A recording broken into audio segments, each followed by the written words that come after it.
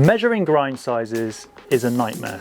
A tiny adjustment changes everything and can make a bold and balanced cup of coffee turn into something that makes you question all of your life decisions. But what's worse is that the same grind setting on two machines produces completely different results. My idea of fine might be your idea of coarse, and comparing grind sizes to things like sand or sugar, let's just say that's not an exact science. But worry not, because I'm here to help you master the mysterious arts of grind size and unlock the flavours hiding in your coffee beans. We're going to take a look at the 6 most popular grind sizes, and stick around to the end because I've got a story I need to share with you about one of my customers who taught me the most important lesson about grind sizes. Hello friends, if we haven't met, I'm John, a filmmaker turned coffee roaster, and my mission is to show you that delicious coffee can be brewed by anyone, anywhere. Today I'm tackling grind size head on. We'll cover everything from extra coarse to extra fine, and I'll even show you how I calibrate the grinder here at our roastery to ensure that every cup we serve is perfect. When I first started roasting and selling coffee, a customer complained that the espresso grind I'd provided was so fine it was clogging their machine, so no water was getting through, and I was mortified. I apologised and I quickly realised something crucial. Grind settings aren't universal. The espresso setting on my grinder didn't guarantee espresso consistency on theirs. I had to learn how to calibrate and understand each grind myself. So I pulled out the espresso machine, I dialed it in, and I worked through every brew method, making each grind slightly coarser than the last. But that was only the start of what this customer taught me, and I'll talk more on that later. But their complaint highlighted the most important thing about grind size, and that's that it's the most influential variable in brewing, but it's also hardest to define. Unlike water temperature, which you can measure with a thermometer, or coffee weight, which you can weigh on a scale, grind size is quite subjective. Every grinder is different. The 2 setting on one machine might be completely different from the 2 on another. And let's not even get started on how grind sizes are described. My idea of medium could well be your idea of fine. That's why calibration is so important. So whether you're running a coffee roastery like I am, or you're just brewing at home, you need to create a base grind setting on your grinder that you can then dial in for the other brew methods. I'm about to change the burrs on our roastery grinder, and when I dial it in, I always start with the espresso grind setting. And that's because the smallest of adjustments here have the biggest impact on this brew method's output.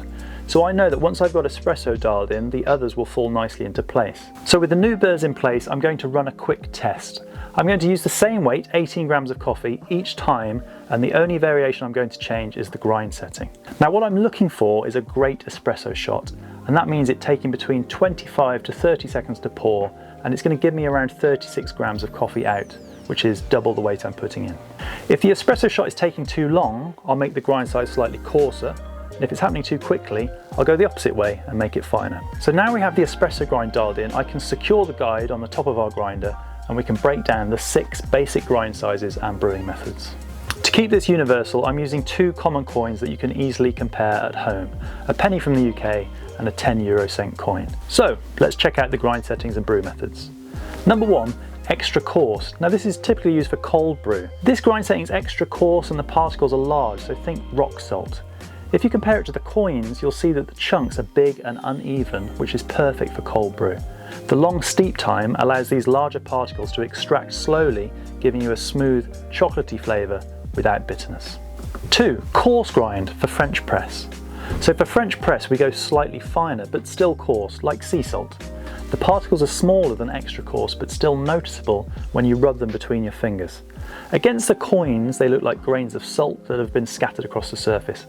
This size avoids over-extraction and it keeps the sediment out of your cup whilst preserving a full-bodied flavour.